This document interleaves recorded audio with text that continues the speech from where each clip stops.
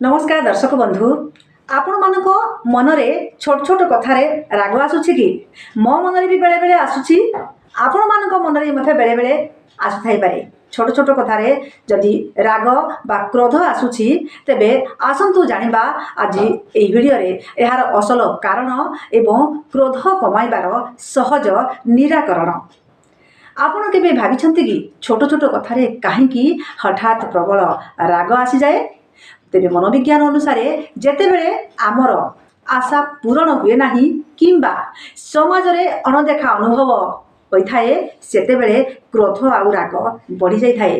तेबे केवल मानसिक कारण नुहे, पर्याप्त परिमाण रे निद नहेबा, एकुटियापण रहिबा, अधिक हिंसात्मक टीवी कार्यक्रम देखिबा एवं शारीरिक असुस्थता मध्य चिड़चिड़ा स्वभावर मुख्य कारण साजिथाए। एही समस्यार समाधान खूब सहज।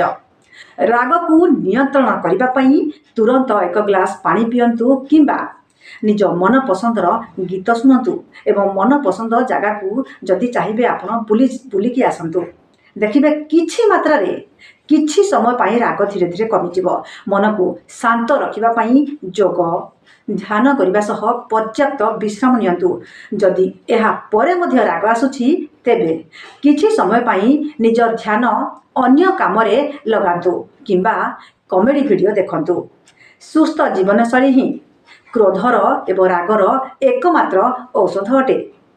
तेबे जानिले तो दर्शक बंधु टिके टिके कथारे राग एवं क्रोध आसिले केउ सबु उपाय अवलंबन करा जिबा निहाती दरकार।